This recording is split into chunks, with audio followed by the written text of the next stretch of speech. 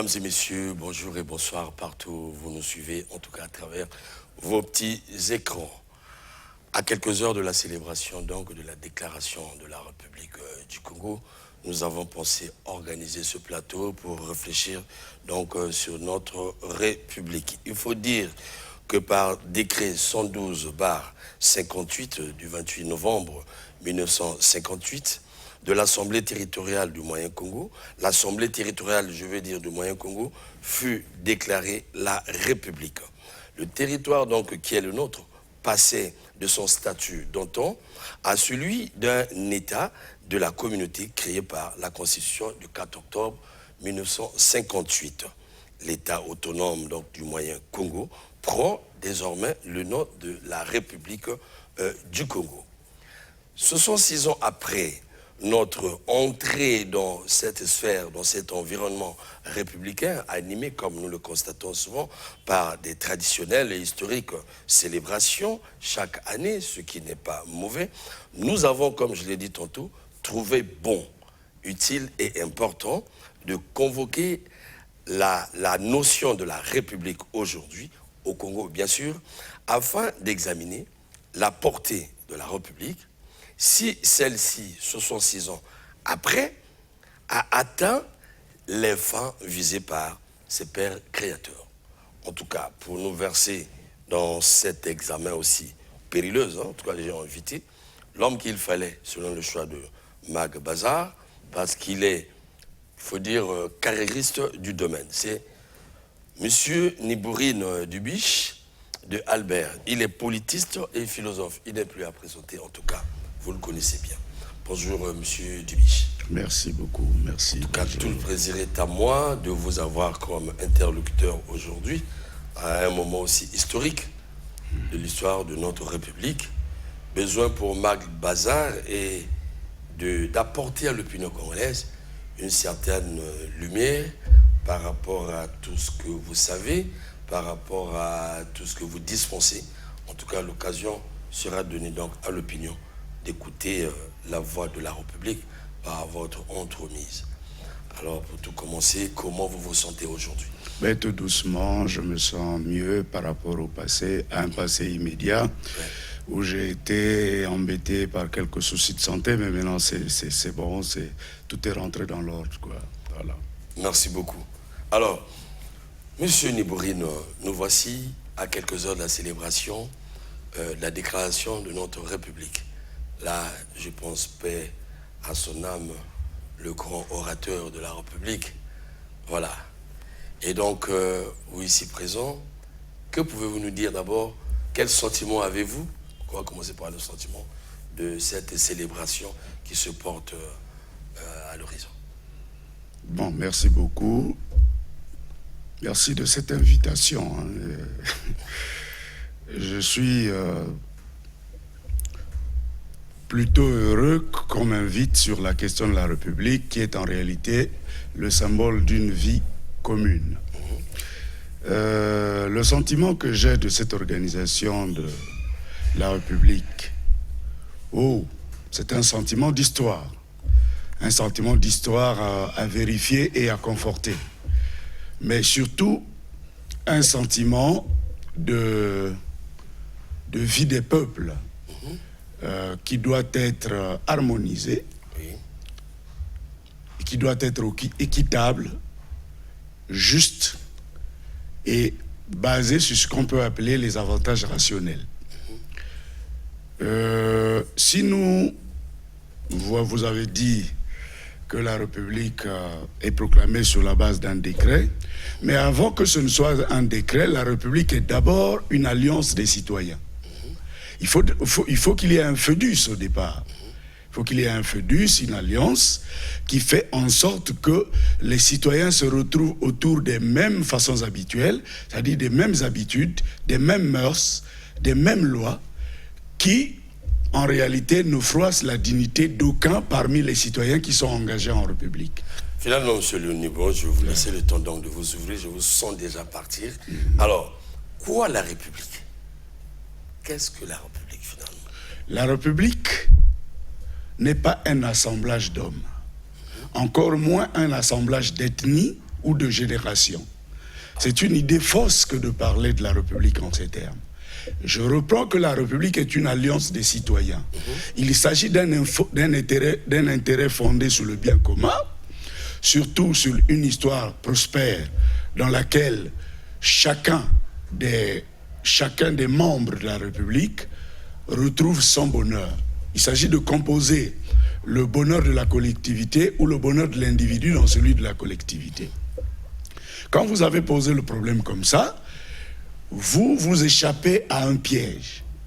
Lequel? Qui fasse que la politique, plutôt la République, soit un assemblage, une composition.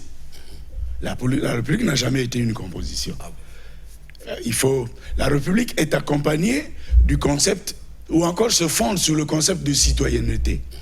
Or, la citoyenneté suppose une adhésion. Une adhésion à des valeurs supérieures qui protègent la vie humaine. Voyez-vous? C'est une adhésion à une communauté dirigée par des valeurs supérieures qui protègent la vie humaine. Parmi ces valeurs, il y a le droit, il y a la loi, mais il y a la liberté.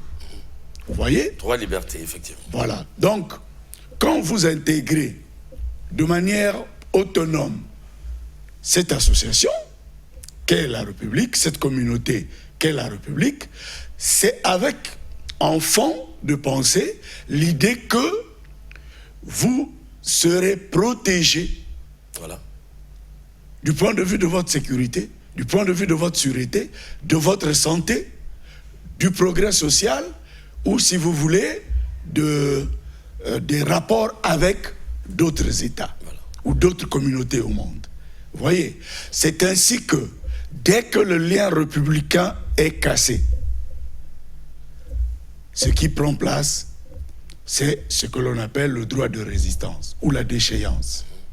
C'est-à-dire que chaque citoyen commence à reculer parce que ne reconnaît plus, voilà, la communauté équitable à laquelle il a intégré.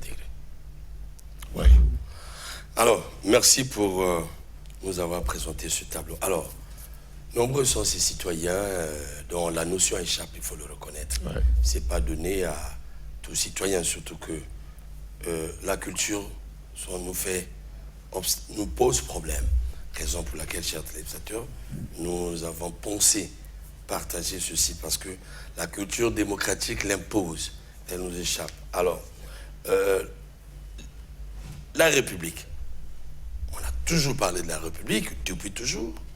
Dans des grandes sociétés, on parle de la République une fois chez nous, tel que je viens de le présenter, mais il faudrait bien qu'on s'interroge sur l'origine de la République. Bien sûr. Voilà. Pourquoi la République? L'origine de la République, pourquoi la République a été créée? D'où vient-elle et pourquoi? Je voulais justement en venir. Il n'est pas possible de penser la République sans la supposer ainsi par opposition à la monarchie ou aux empires. Le problème de la République vient de ce que il faut mettre fin aux privilèges féodaux, il faut mettre fin aux suprématies naturelles, mais surtout à la prépondérance des familles dans le domaine politique, dans le domaine diplomatique, ou si vous voulez, dans le domaine économique d'un État. Quand nous disons République, nous supposons un État des égalités. Ah, okay. Vous ne penserez pas la République sans penser à l'origine qu'il s'agit d'un engagement des isonèmes, des isoïs et des isothèses, c'est-à-dire des citoyens égaux de manière naturelle, mais encadrés par la loi, libres de leur initiative, c'est-à-dire du droit d'initiative et de leur expression, mais aussi égaux dans la manière de payer les taxes. Taxes, effectivement.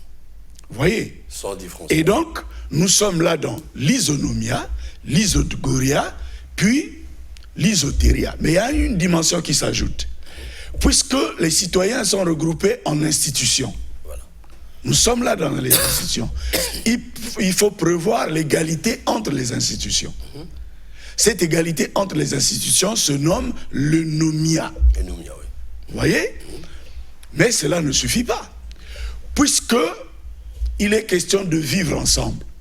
La question qu'il faut se poser, c'est que si nous sommes appelés à vivre ensemble, que devons-nous faire? Voilà. Le premier élément, c'est qu'il faut qu'il y ait une discipline des penchants. Chacun devrait discipliner ses penchants et faire en sorte que l'ensemble des penchants ne soit pas abusif par rapport à l'entreprise sociale ou par rapport à l'entreprise républicaine. C'est ainsi, des envies. Voilà. C'est ainsi que la dernière dimension qui intervient, c'est la dimension qui consiste à équilibrer les passions. Les passions, voilà. Et cette dimension se nomme la sophrosune.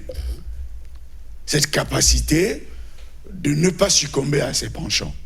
Parce que si nous sommes dans le champ des partis politiques, l'entrechoquement idéologique peut faire que les citoyens ou les dirigeants qui n'ont pas été éduqués à discipliner les penchants sortent abusivement de leurs réserves pour provoquer des guerres. Voilà. Ça a d'ailleurs été le cas, si vous vous rappelez bien, la République est déclarée en 58, mais tout de suite après, en 59, nous avons la guerre. La guerre de 59, oui. Il faut se demander si la dimension éducationnelle d'une République a été intégrée à la simple proclamation. C'est pourquoi j'ai dit que la République ne se décrète pas. Il s'agit d'une alliance assez formelle qui travaille historiquement à s'intégrer comme un corpus commun des citoyens qui veulent vivre la même vie et dans la même société à partir de la justice. Ah, ok. Voilà. Donc finalement, si je vous suis bien, la République au départ se pose comme une nécessité pour des êtres conscients. Justement, elle se pose comme une nécessité, justement, parce qu'elle est la forme supérieure de l'organisation politique, la République. C'est elle qui consacre les égalités et les réciprocités. Dans une République, il n'y a pas de supérieur à l'autre. Ce sont les rôles qui diffèrent. Mais tous les citoyens sont égaux devant la loi. Et cette égalité est consacrée à partir d'une sacralité qui se justifie par trois choses. Le droit de vie, le caractère nécessaire de l'humain, le caractère nécessaire de la terre, et puis le caractère nécessaire de l'histoire. Voyez-vous, vous avez 3 ou 4 choses pour justifier ça. Pourquoi le caractère nécessaire de l'humain? S'il est entendu que M. Okilas n'est pas créé par moi, et que sa présence n'est pas due à ma volonté, donc il a le droit d'être là. Absolument. Absolument. S'il est entendu que M. Okilas est déjà là, il lui reste à rechercher son bonheur, à faire l'histoire.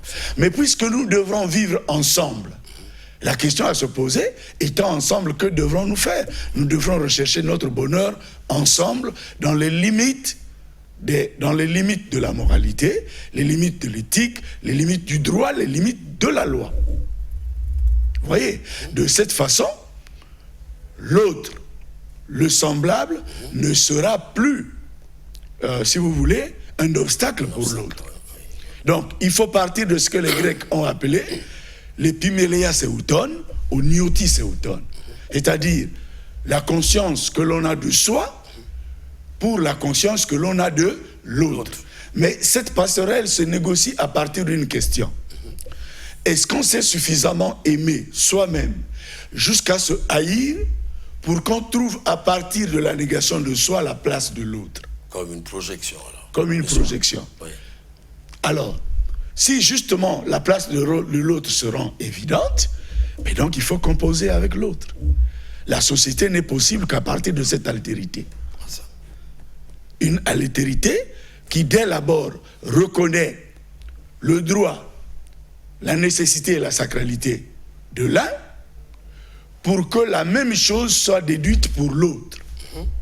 Dès lors, l'altérité concerne l'histoire.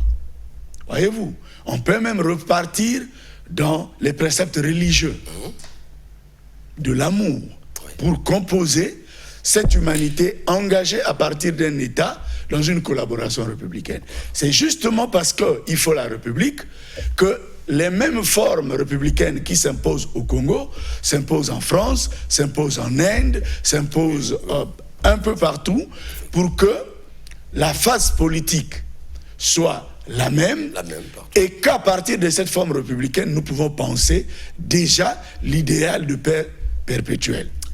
Parce que le socle républicain est le socle, si vous voulez, légitime pour bâtir, si vous voulez, la paix à partir des États, à partir des lois et même à partir des institutions comme la religion. Alors maintenant que vous nous avez dit ce qu'est la République, merci beaucoup. Dites que c'est la forme la plus élevée, il faut le dire comme ça, des formes de gestion. Est-ce à dire que les anciennes formes n'ont pas été ou n'ont pas eu un caractère ou encore n'ont pas pu aider l'homme? Bon, dans la monarchie, vous avez un père qui dirige. La passion humaine fait que ce père ait des abus. Voyez-vous, c'est lui qui dirige sur les autres. Or, je vous ai dit qu'en République, personne ne dirige sur les autres. Seule la loi dirige sur les autres. Parce que même le chef de l'État ne se permet pas de faire contre les autres ce qu'il ne peut se permettre de faire contre lui-même. Le principe d'égalité est là posé. C'est la loi. Voyez-vous? Donc, repartons même en Sciences Po, parce que les dernières publications, je crois, avant l'année 2000, 97, 98, 99, à partir de ce que dit Rousseau, pose déjà que, finalement, dans une république, il n'y a pas de président de la République. Il n'y a que de chef de l'État. On ne peut pas avoir de président de la République. Pourquoi? Parce que la République est basée sur l'égalité. Vous avez des citoyens égaux et vous avez des citoyens égaux dont l'un ne peut diriger sur l'autre à partir de sa vocation individuelle. Absolument. Pour qu'il dirige, il faut qu'il soit responsable d'une institution. Donc le président dirige l'État qui est l'organe à partir duquel l'État apporte la satisfaction, l'organe à partir duquel le chef de l'État, y compris tous les membres qui sont représentés à l'intérieur de l'État, apporte la satisfaction au reste de la population ou du peuple. Voyez, c'est là que va se poser une autre question. S'il est entendu que la République est accompagnée de la démocratie et que tout chef est élu, la question à se poser, c'est que entre le représentant et le représenté, qui est le chef de l'autre? C'est ça. Voyez-vous, c'est le représenté qui vote pour le représentant. Absolument. Donc le représentant ne peut être le chef de celui qui l'a placé là. Voilà. Par conséquent, le représentant joue le jeu de l'obéissance absolue au prescrit de départ ou à la volonté populaire de départ. C'est ça. Donc, ça prête presque à une aliénation que de penser que même le député est un chef. Voilà. Alors qu'il n'est qu'un représentant.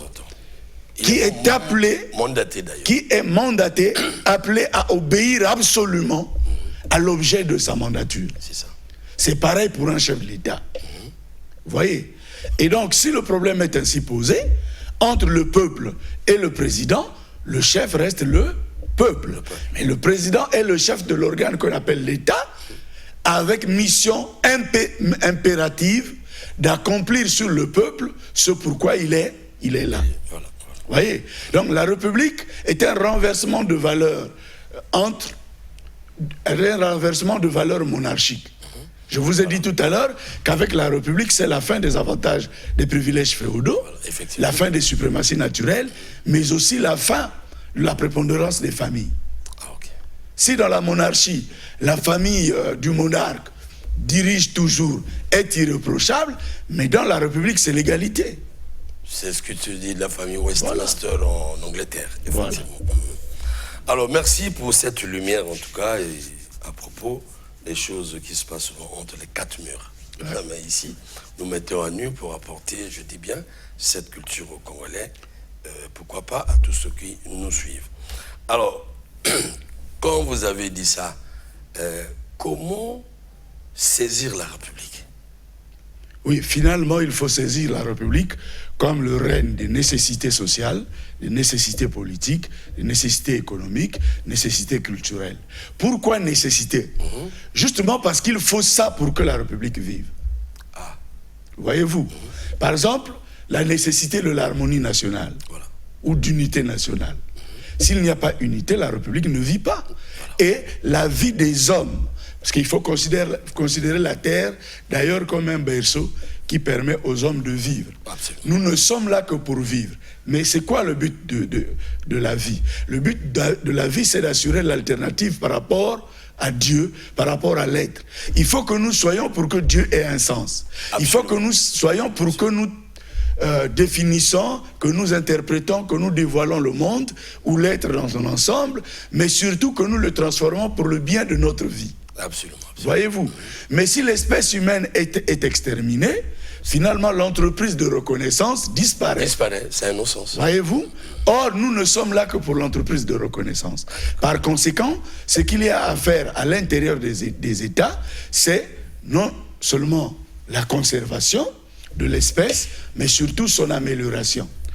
Et ces deux exigences obéissent à des nécessités. Nécessité de conservation, nécessité d'amélioration, qui se jouent à partir de la nécessité de santé, par exemple, la nécessité de manger, la nécessité de l'habitat, la nécessité de... Ce sont des nécessités, donc des impératifs qu'il faut accomplir.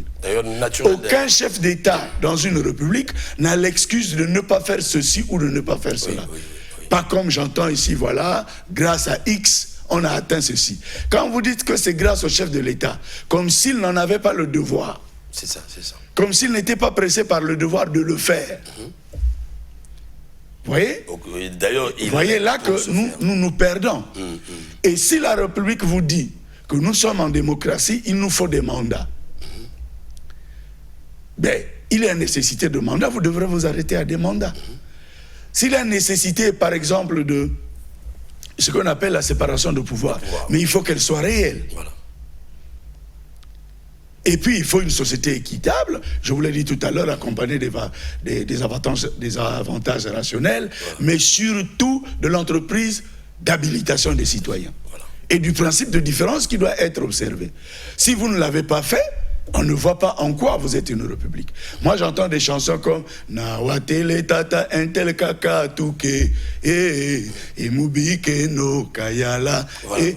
C'est une ignorance de la démocratie. Qui a dit qu'un tel doit quitter? Laissez-le là. Il y a une autre chanson qui dit un tel, vanda nebonga. Comme si on n'était pas limité par des mandats. Et comme si on n'était pas limité par l'impératif des résultats. Par l'obligation des résultats. On ignore tout ça pour poser le problème de la permanence au pouvoir. En violant un principe sacré de l'inoccupabilité du pouvoir. Voyez, donc le problème, même quand nous repartons en 58-59, voyez bien que la République a été un échec. Simplement parce que...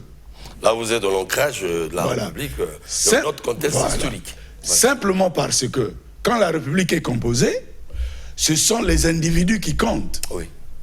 C'est Upango, c'est Chikaya. Bon. Et dès qu'il y a eu entorse, ben, il y a eu, si vous voulez, dégagement de l'étincelle. Et l'étincelle dévastatrice, dès 59. Est-ce que cette réalité n'est pas vécue aujourd'hui lorsqu'on va Elle est encore vécue aujourd'hui. Parce que nous avons aujourd'hui des partis qui sont fondés sur la base des géographies. Sur la base des géographies non institutionnelles. Absolument. Voyez-vous? Vous me permettez, c'est le constat que nous avons eu à faire au sortir de la conférence nationale.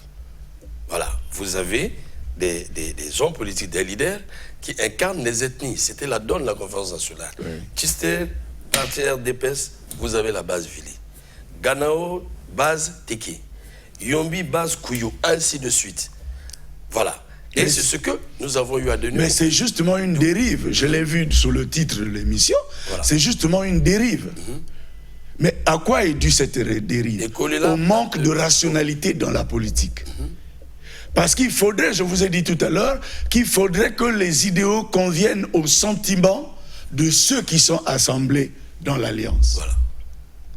Or, les gens se disaient que finalement ne peuvent faire la politique X ou Y, jusqu'aujourd'hui d'ailleurs, ne peuvent faire la politique X ou Y, et c'est une partie du pays qui se retrouve dans la personne, et vous voyez d'ailleurs aujourd'hui dans nos gouvernements, dès qu'un est nommé ministre, il fait tout pour qu'il soit le représentant de la contrée d'où sont venus ses parents. Voilà, effectivement. Il y est le représentant, pourquoi? Mais parce qu'il corrompt, c'est lui le ministre, il corrompt tous les doyens de cette zone, qui lui affectent même des pouvoirs mystiques, et à partir de ces pouvoirs mystiques, il se croit suffisant à représenter cette contrée. Et vous verrez que la plupart de nos ministres ont fonctionné comme ça.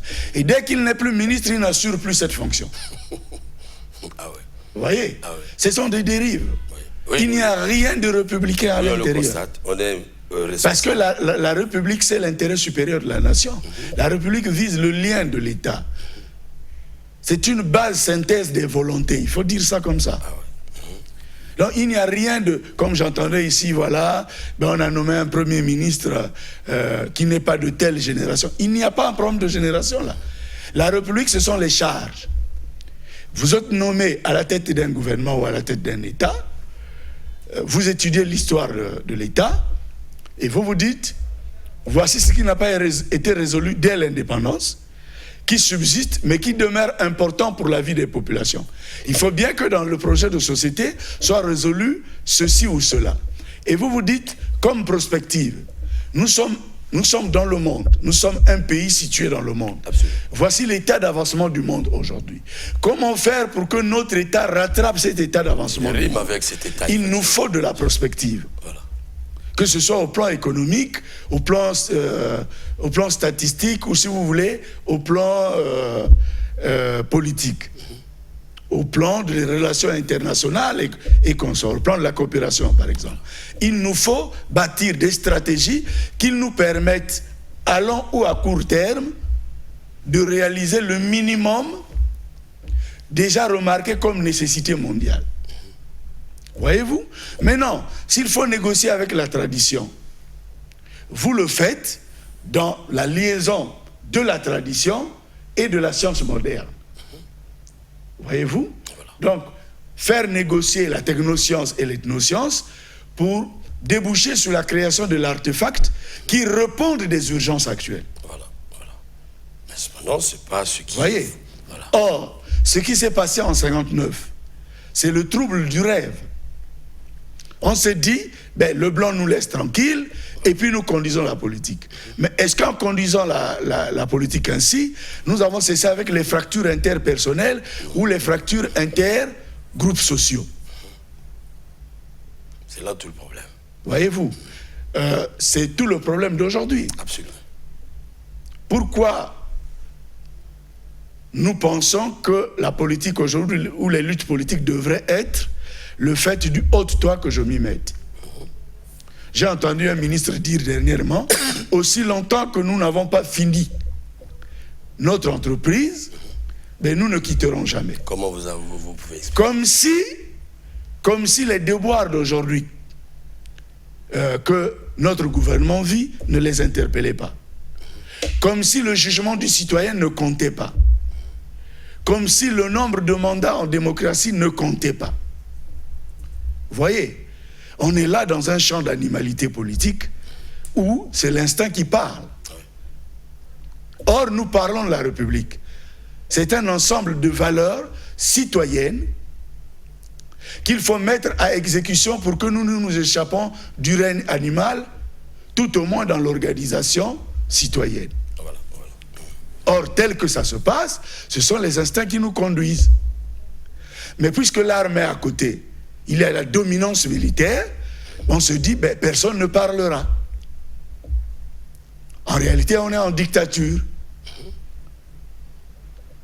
Et ceux qui nous font dire ça, ce sont des frères pareils, des patriotes, des compatriotes pareils. Et il n'est pas à ses premiers mots pareils que je considère comme, comme une lipothymie de la pensée. C'est des propos que moi je considère comme une lipothymie de la pensée. Simplement parce qu'un homme sérieux, M. Okilas, un homme sérieux, un citoyen dans une république démocratique, ne se permet pas ce genre de phrase. Mais nous ne sommes pas là pour ça. Nous sommes là pour l'émission sur la thématique de la République. Moi, je pense... Avant de continuer, pourquoi les êtres congolais, ça c'est un exemple que vous avez cité, quand vous rentrez sur la toile, sur les réseaux, même au milieu jeune, vous avez ce phénomène. C'est devenu comme une culture chez nous. C'est devenu comme un regard que nous avons de la République, une saisie de la République que nous avons. Qu'est-ce qui peut expliquer cette manière de dire les choses ou de concevoir les choses dans une République? Qu'est-ce qui explique cela avant que vous ne continuiez? Justement, c'est un problème de culture démocratique. Ce n'est pas que le monsieur ignore la culture démocratique, mais il est convaincu par la nature du pouvoir. N'oubliez pas d'où vient le pouvoir de Brazzaville. N'oubliez pas. L'origine du pouvoir a toujours été, si vous voulez, l'origine de la nature des actes de pensée ou de la nature des actes politiques à poser. Ah ouais. Voyez-vous. Et les gens sont tellement rassurés que personne ne peut les déboulonner qu'ils se permettent tout. Nous sommes là dans les actes apolitiques, non démocratiques. Parce que là où vous avez un gouvernement qui a des sérieux problèmes de finances et des sérieux problèmes économiques, et là où un peuple souffre, on ne peut pas se permettre d'oublier ce côté, si vous voulez, pressant de l'action politique pour rêver de cette manière-là. C'est méchant à la limite. Vous voyez ? Nous avons aujourd'hui dans le monde des sérieux problèmes, par exemple, de terrorisme. Vous voyez ? Évidemment. Mais le Congo ne s'est jamais imaginé un seul instant qu'un jour, on peut ici abriter des socles de terrorisme. Pourtant, dans un passé récent, il y a eu ici des sujets étrangers qui ont été arrêtés parce que financer le terrorisme depuis Brazzaville. Ouais. Moi, j'ai en souvenir un ouvrage écrit par un Congolais dont le nom est Charles Kwanga. Le titre, c'est L'intruse du califat. À l'intérieur, Charles Kwanga se bat à montrer aux Congolais comment se cultivent à long terme les idées terroristes dans une société. Mais combien ont lu ce livre? En dehors de ça, Charles Kwanga nous montre la nécessité de l'unité nationale contre le terrorisme. Charles Kwanga montre que quand on est uni, quand un peuple n'est pas divisé, quand un peuple est épargné des phénomènes comme bébé noir, il peut par conséquent être épargné des phénomènes comme le terrorisme. Pourquoi? Parce que les bébés noirs sont un terreau. Il suffit qu'ils soient financés et formés pour que leurs actes soient de plus en plus dévastateurs. Or, il faut craindre ça. Vous voyez? Et Charles Kwanga montre même comment les femmes sont initiées au terrorisme. Ça commence par des mariages. Vous êtes pris en mariage et au moment où vous êtes dans le foyer, on vous initie à cela. Mais ça, le Congo ne fait pas attention à ça. Et au plus haut niveau, Charles Kwanga montre comment, à partir de la coopération entre les religions, on peut mettre fin à ça. Charles Kwanga vise un certain écuménisme interreligieux qui puisse se baser sur la nécessité de la conservation de l'homme comme créature divine. Puisque toute religion devrait œuvrer à la conservation de la créature divine qu'est l'homme. Vous voyez, franchement, cet ouvrage est de très haute facture en ce qui concerne la culture de prévention contre le terrorisme. Ah, d'accord. Et l'intrus du califat, de mon point de vue, méritait d'être lu, y compris dans nos écoles, ici, pour permettre aux enfants d'avoir les rudiments nécessaires, les rudiments méthodologiques nécessaires pour se protéger ou se préserver contre le terrorisme. Voyez, mais pour revenir à notre sujet, je vous ai dit tout à l'heure que la République, c'est la fin des privilèges féodaux. Nous voyons dans ce pays des familles qui pensent être les plus importantes de la République. Leur père est chef de l'État. Mais même son garde du corps ne peut pas être derrière lui parce que les enfants doivent être là. L'État engage un garde du corps pour la protection de votre père. Et votre père n'est pas un monsieur ordinaire, c'est un chef d'État. Mais parce que vous êtes des enfants, vous voilà derrière le père et le garde du corps est de côté. Et s'il y a un problème, vous faites quoi? Non, on ne peut pas avoir une telle conception prosaïque de la famille ou de l'État. Il faut qu'on règle ce problème. De l'autre côté, vous avez au niveau de l'État des contradictions entre les grands responsables qui s'auto-accusent au moment souvent. Oui, c'est comme ce matin, je viens de lire un article en passant, que la question actuellement, par exemple, de notre gouvernement, qui n'arrive pas à répondre aux attentes des Congolais, se pose en termes de configuration. Configuration du gouvernement. Voilà. J'ai lu ça ce matin. Voilà. Par exemple. Bien, j'allais y arriver. Je voulais dire que les contradictions au haut sommet de l'État ne peuvent pas entraîner l'équilibre ni de gestion ni du pouvoir. Ah bon? Parce que cela entraîne des frustrations. Et un haut cadre qui est en charge des questions complexes, frustré, est à moitié performant. Absolument, absolument. Donc il faut avoir l'esprit républicain de loyauté l'esprit républicain de loyauté et de solidarité dans l'exercice de l'État. Parce que si vous voulez, les accusations croisées ne rendent pas service à l'État. Et puis nous ne sommes pas obligés d'exposer nos conflits au su et au vu, comme on dit, des citoyens. Absolument. Qui souffrent déjà. Nous ne sommes pas obligés. Alors, donc pour aborder la question du gouvernement, je voudrais vous donner mon point de vue dans la République, en ce qui concerne un gouvernement républicain. Un gouvernement républicain identifie les problèmes, planifie les résolutions et programme l'exécution. Si nous sommes, par exemple, en conseil de cabinet, nous identifions les problèmes, nous montons les projets et nous prévoyons le capital nécessaire à l'exécuter.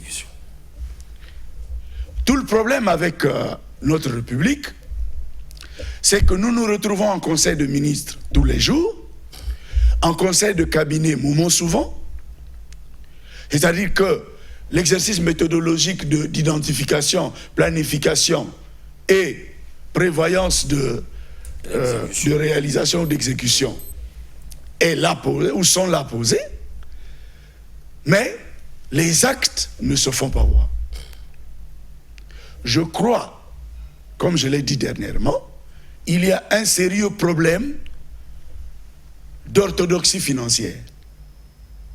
J'entends par orthodoxie financière le système qui consiste à tout prévoir à partir des coefficients financiers. Si les coefficients financiers disponibles ne sont pas possibles, mais on ne fait même pas un programme du gouvernement. Comment vous imaginez que la programmation économique soit faite par année? Je dis bien la programmation économique est faite par année, c'est-à-dire que tous les chapitres sont tenus en compte avec leur évaluation comprise, et qu'arrivé au niveau du gouvernement, le programme du gouvernement les valide, et prévoit l'exécution, mais on arrive à un moment où on ne peut pas le faire. La question qui se pose par la suite, est-ce les coefficients financiers à affecter à chaque projet qui pose problème, ou une volonté manifeste de ne rien faire pour que l'argent, s'il est disponible, aille dans les poches des responsables. Mais cette volonté ne peut pas être collective. Je ne suis pas certain. Je ne suis pas certain qu'il s'agit de la deuxième raison. Apparemment, le Congo ne s'est pas suffisamment donné du capital pour financer son développement. Apparemment. Dernièrement, j'intervenais à un audio du doyen Asie Dominique de Marseille, où je lui disais que je considère que même nos budgets actuels, nos provisions budgétaires actuelles ne suffisent pas pour développer le pays. Parce que justement pour développer le pays, il y a l'existant et le prévisible. Il nous faut penser, par exemple, aux écoles de métiers que nous n'avons pas ici. Il faut les penser, mais ces écoles de métiers ne coûteront pas 10 francs demain. Mais pour ce que nous avons déjà pensé au jour d'aujourd'hui, ce que nous avons déjà programmé, nous avons eu ici des programmes de lutte contre la pauvreté, nous avons eu plusieurs programmes. Absolument. Quelquefois avec l'UNESCO, avec d'autres institutions internationales. Mais pourquoi on n'est jamais allé à l'exécution? Parce que certainement nous n'avons pas la capacité, au moment où nous parlons, de financer complètement ces chantiers. La question qui va se poser, si nous avons un gouvernement, à quoi sert-il aujourd'hui? C'est pourquoi je vous disais, s'il y a une telle chose, une telle crise de finalisation de procédures, mais convoquons une convention nationale spéciale. Qu'est-ce que j'entends par la convention nationale spéciale? La convention nationale spéciale est un ensemble d'opérations au niveau local, au niveau institutionnel, on peut dire au niveau administratif, qui fait que chaque agent et chaque population réfléchissent sur ses difficultés. Et par la suite, monte un cahier de charges, que ce soit local ou institutionnel. Ce cahier de charges va servir aux experts qu'on pourra prendre, qu'ils soient étrangers ou nationaux. Ces experts réfléchissent sur les cahiers de charges et nous montrent ce qu'on peut appeler les programmes de développement spéciaux.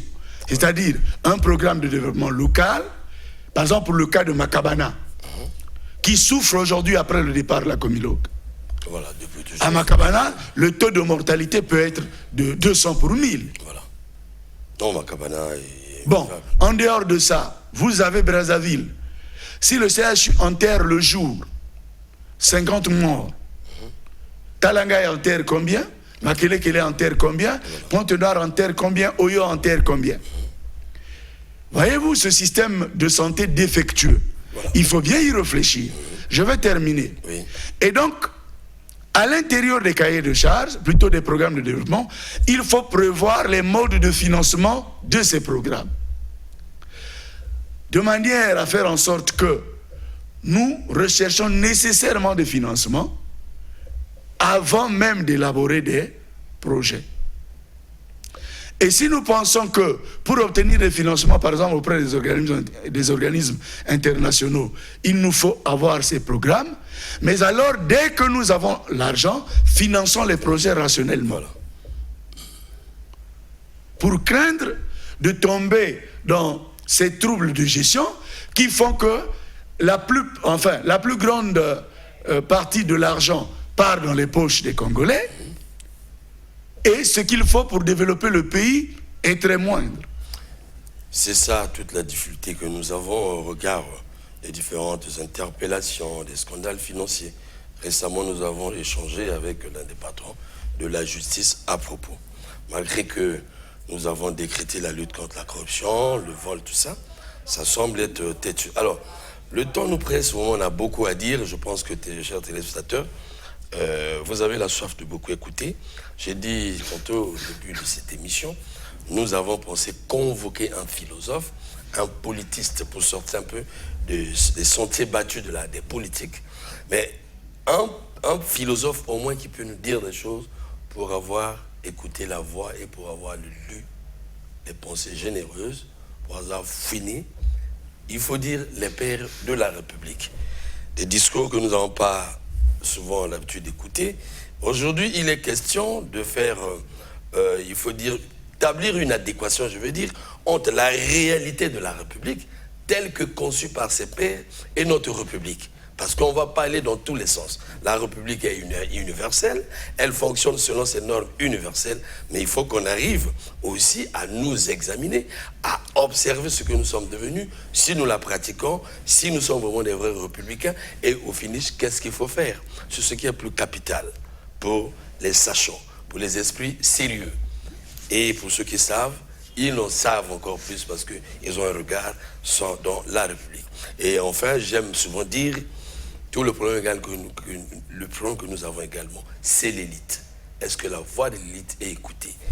La République est réfléchie, elle a été pensée, conçue, inaugurée par des penseurs, bien sûr.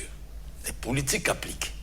Est-ce que la voix de la raison tonne au Congo pour dire ces choses? Raison pour laquelle le philosophe politiste a dit nous avons un problème de culture démocratique. Il faut qu'on commence à accepter cela pour chercher à aller vers les sachants qui puissent vulgariser cette culture, s'il vous plaît. Alors, monsieur le philosophe, permettez-moi, alors, nous avons passé déjà un peu de temps dans cet ancrage-là, de contexte historique. Alors, aujourd'hui, nous allons aller à l'essentiel. Il nous reste quelques minutes, peut-être on en reviendra.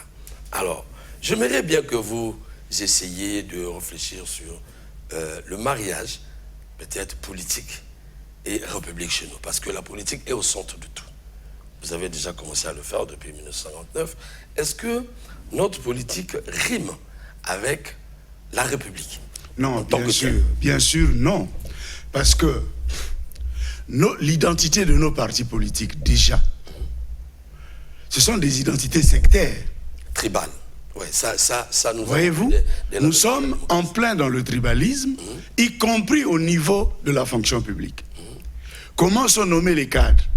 Même les jeunes qui sont sélectionnés pour aller en formation ici et là, comment sont-ils sélectionnés? Voyez, mais je voudrais revenir à l'économie. L'économie, bien sûr. Il faut créer les conditions pour que notre économie s'adapte à notre... si vous voulez, non. Il faudrait bien que notre économie s'adapte aux soucis d'invention. Il faut beaucoup d'ingéniosité dans la société, dans tous les domaines. Je voulais revenir à la théorie de M. Ngasiki, de l'ambassadeur Ngasiki, l'infinitique inclusive, qui pense qu'il faut chercher à valoriser tous les domaines encore non économiquement valorisables. Ou encore non économiquement valorisés. Faire en sorte qu'on affecte la valeur économique et financière à des secteurs encore non financièrement valorisés. Vous avez par exemple le domaine de la location, le bail. En dehors de ça, vous avez les taxes domaniales. Faire en sorte que tout celui qui a une parcelle paye les droits de la parcelle et que s'il a des locataires, qu'il paye en fonction de la présence des locataires. Voyez-vous, il y a plusieurs choses. Il y a par exemple ceux qui sont des propriétaires fonciers qui devraient payer chaque année des taxes pour la conservation du domaine. Mais ça se passe ailleurs. C'est comme ça. Voyez-vous, ça fonctionne ailleurs. Maintenant, la question aujourd'hui, je suis d'accord avec M. Ngasiki qu'il s'agit là de l'élargissement de l'assiette fiscale. Je suis d'accord avec lui. Mais la culture congolaise est-elle fondée en raison à faire en sorte que ce genre de droits soient observés? Là, ce sera un problème de culture, un problème d'éducation. C'est ça. Si je prends la théorie de M. Ikiemi, liée à ce qu'on appelle les microfinances, Voilà. il pense qu'il faut amener les microfinances vers les villageois pour qu'à partir des microfinances, les villageois tentent de fructifier leurs avoirs.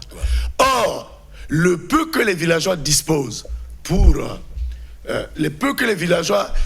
après leur activité agricole ne sert qu'à vivre. Est-ce qu'il est possible de se pourvoir en bourse dans ces conditions-là? Troisième moment, nous avons vécu sous le rythme des économies d'échelle, des économies de marché et tout. Moi, je crois qu'il faut aller vers ce que dit Maurice Obadia, l'économie de la relation. Cette économie qui fait attention à l'humain. Ah ouais. C'est-à-dire faire en sorte que l'État congolais crée d'abord des structures d'accompagnement de l'homme. De l'homme, avant le reste, effectivement. Des structures d'accompagnement de l'homme, c'est-à-dire des pauvres qui sont dans l'autre là, dans les villages, faire en sorte qu'ils soient accompagnés, pas simplement par des formules assez limitées comme l'Isungi. Mais pour qu'on y accède, il faut bien qu'à l'entrée, on ait assez de ressources. Rationaliser les entrées pour se garantir l'assurance d'une fluctuation, ou si vous voulez, d'une rentabilité énorme au niveau de nos caisses. Okay. Faire en sorte, je vais terminer, que même la SNPC soit gérée de manière autonome pour que ce ne soit plus des simples individus qui soient à la gestion des puits. Mais que tous ceux qui sont nommés, qui soient à la tête de la gestion des puits, soient nommés par l'État. Ou votés, pourquoi pas. Qu'on sache, tel puits nous rapporte quoi exactement, et chaque mois nous avons le droit à combien. Et que cet argent aille directement dans les caisses du trésor public. Au lieu de passer par des stratégies comme, voilà, on met un individu pour échapper au fonds vautour. Ce sont des stratégies qui nous mettent en péril. Alors, monsieur Nibourine, ce qui nous paraît également plus essentiel, c'est le rapport République et les citoyens. Tout ce que nous évoquons, si le citoyen ne rime pas avec la République, c'est ce que d'ailleurs nous constatons, c'est même l'objet, peut-être tout l'intérêt de ce plateau. Voilà. Mais la culture de la liberté, voilà, la culture de l'égalité, la culture de la réciprocité fait que tout peuple dans une république se constitue en corps. Corps, C-O-R-P-S. Ce corps fait en sorte que le peuple soit le juge de l'action du gouvernement. Que le peuple agisse, réagisse toujours quand le gouvernement est en défaut de procédure. J'ai dit tout à l'heure que dans une république, le chef de l'État ne se permet pas contre le peuple ce qu'il ne peut se permettre contre lui-même. Par conséquent, le chef de l'État est soumis aux mêmes lois que le peuple dans son ensemble. Bien au contraire, il est même le prisonnier du peuple. Ah oui, effectivement, c'est un locataire. Parce qu'il doit absolument faire accomplir la volonté du peuple. C'est ça. Je suis quand même étonné de voir un peuple qui met en perspective un programme de gouvernement, parce que a pu voter un candidat, se mettre à encenser ce candidat sans attendre les résultats. C'est ça qui m'étonne. Oui. Je suis quelque peu surpris. C'est là le problème de la culture. Et donc, la culture républicaine est une culture de contrôle, est une culture qui, dans la relation gouvernant-gouverné, est une culture de surveillance, est une culture de prudence, de précaution. Absolument. Voyez-vous, c'est ainsi que le Parlement, à l'origine de la politique, n'a jamais été le siège des partis politiques, de la représentation des partis politiques. Bien au contraire, le Parlement est le siège des patriotes assez intègres qui ont la capacité de se prononcer objectivement sur l'action de l'État. Mais quand nous prenons les responsables des partis politiques, nous logeons à l'Assemblée, mais le jeu de transparence disparaît. Bon, je constate que l'autre Assemblée actuelle fait un travail assez acceptable vis-à-vis du gouvernement. Mais, M. Okilas, il faut se poser la question de savoir si notre pays a suffisamment du capital pour répondre aux exigences actuelles. Maintenant, s'il n'y en a pas, vous convoquez la Convention nationale spéciale. Ce n'est pas parce qu'un chef d'État a été élu qu'il est bloqué par les principes d'édition financière qu'il faut continuer à le garder là. Ah non, il faut se reviser. Parce que ce qu'il faut, il est élu pour faire avancer le pays. Mais le pays est bloqué. Peut-être pas par sa faute. Le pays est bloqué. Mais revenons au départ. Il faut réfléchir. Convoquons une convention nationale spéciale qui n'est pas l'exercice de mettre à côté un chef d'État, non. Mais qui est l'exercice de rechercher les possibilités pour fructifier nos avoirs et chercher à aller de l'avant vers le financement autonome de notre développement. Parce que n'oubliez jamais qu'on n'est indépendant que quand on est capable d'user de sa liberté pour la construction de son propre environnement. Mais nous ne pouvons pas nous dire libres tout le temps et attendre toujours les offres extérieures pour vouloir bâtir. Sommes-nous toujours indépendants? Non. C'est la question à nous poser. Non, ça c'est clair. Alors, je me signale que le temps nous fait défaut. En tout cas, je vous promets, je reviendrai avec vous ici parce que l'émission me paraît utile. Utile et nécessaire pour notre société. Alors, peut-être dernière préoccupation, quelle leçon, après tout ce regard que vous avez porté sur notre République, et quelles leçons pouvons-nous tirer de l'histoire universelle de la République par rapport à celle de notre pays? Il faut qu'on y arrive. Voilà. Quelles leçons pouvons-nous tirer? Le problème est que notre pays doit se rationaliser. J'entends par se rationaliser, se donner une culture républicaine. J'entends parler du vivre ensemble dans ce pays. Mais la question qui suit, et qui est même au fondement du vivre ensemble, c'est si nous sommes appelés à être ensemble, que devons-nous faire? La loi doit être juste, le droit doit être fonction de toute vie, et faire en sorte que tout citoyen soit heureux de vivre dans le Congo. Parce que la République veut dire que nous avons en possession, que nous avons en partage cette commune possession de la surface de la terre. C'est ainsi, de la terre républicaine bien sûr, c'est ainsi qu'aucune famille n'est supérieure à l'autre, qu'aucun citoyen n'est supérieur à l'autre. Mais pourquoi devrait-on constater que dans une république, il y en a qui doivent être des déshérités et d'autres des avantageux ou des privilégiés? C'est ça qui entraîne la guerre justement. C'est ça qui entraîne la guerre. Un peuple, une république veut dire assistance aux autres. Assistance aux déshérités. La République se fonde entre autres par l'humanisme.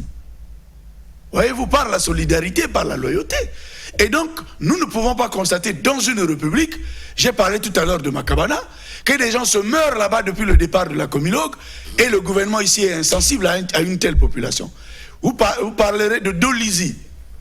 Il y avait là, comment vous appelez ça? Il y avait là Sokoboa et tous les autres, ça a disparu. Owando n'a rien comme entreprise. Infondo, comment on appelle ça? Oyola, rien comme entreprise. Mais les gens ne vont pas vivre de l'air. Les gens ne vont pas se contenter d'un pouvoir parce que le président est beau ou tel ministre ou tel autre est beau. Il faut qu'on travaille. Si au niveau du gouvernement, nous avons des limites qui sont relatives à tout le Congo, arrêtons-nous un moment, mettons-nous tous dans la réflexion, recomposons les choses et allons de l'avant. Voici comment moi je pense la République. Je pense la République en termes de socio-technique opportuniste, pas en termes d'utopisme révolutionnaire. C'est comme ça que moi je pense les choses. C'est-à-dire, toutefois qu'on a des difficultés, on s'arrête, on les résout, on avance. Nous ne courons après personne, on est en course avec personne, nous avons des problèmes pendants devant nos yeux, réglons-les. Il n'y a pas de roi ici. Dans la République, tout le monde est égal. Il n'y a pas de roi ici pour soumettre les autres. L'arme est achetée par l'État pour servir l'État. L'arme n'est pas achetée par l'État pour détruire les autres, ou les plus courageux, ou les plus libres. L'arme doit se taire, nous devrons bâtir la République. Et puis je voudrais émettre un avertissement. Voilà. Tout ce qui s'est passé ailleurs, là, avec des coups d'État, des militaires qui prennent des pouvoirs, ici est un poison. Une telle chose ici est un poison. Pourquoi? Déjà que nous sommes en difficulté, même la maison qui est à OCCF là, nous n'arrivons pas à construire. Un État qui n'arrive pas à construire une maison, et vous faites la guerre dans un tel pays, vous faites des coups d'État dans un tel pays, mais c'est pour vivre comme des champs sur des longueurs. Absolument. Qui vous viendra en aide? Personne. Qui vous sera sensible? Personne. Alors donc, la méthode, c'est de faire en sorte que nous cultivons ce qu'on appelle la société technique opportuniste, regarder les problèmes au cas par cas, les résoudre et avancer. Voilà. C'est comme ça que moi je vois les choses. Merci beaucoup. Merci beaucoup. Le temps nous a imparti. En tout cas, nous reviendrons sur ce plateau avec M. Nibourine. Prochainement également, le docteur Amar, qui est déjà passé à ce plateau parce que l'heure est venue pour que nous puissions parler vraiment République, que nous apportons au Congo la lumière, la connaissance de ce que nous devrions être et non ce que nous sommes. Ceci pour rimer avec l'universel, c'est pour rimer avec tous les pays du monde, parce qu'un citoyen se fabrique, il se façonne. Je l'ai toujours dit, Monsieur Nibourine, nous avons vu ce qu'a été le marxisme dans ce pays. Lorsque nous avons plongé dans le marxisme, Gouabi avait su travailler sur l'homme. Ce qu'il avait apporté, c'est la culture marxiste. Il avait stratifié la société du pionnier, de la femme, MNP, ainsi de suite, jusqu'à apporter une doctrine. Et au sortir de là, nous comprenons clairement que, au sortir de la conférence nationale, rien n'a été donné aux Congolais. Il n'y a pas eu une certaine formation selon une certaine culture. C'est pourquoi nous constatons que chaque fois, nous célébrons tout. L'indépendance, nous célébrons. La République, nous célébrons, ainsi de suite. Mais nous ne réfléchissons pas à propos. Or, c'est à nous et à vous, l'élite, d'apprendre à faire, nous lancer à cet exercice. Et pour ceux qui n'ont suivi, je pense que vous avez fait une certaine réminiscence. Merci donc pour nous avoir suivis. Au prochain numéro, merci M. Nibourine. Il faut rappeler que vous êtes philosophe et politiste. Merci en tout cas d'avoir dégagé ces connaissances. Au nom des pères de la République et bien sûr au nom de Zeus. Au revoir chez vous, à la prochaine fois. Merci.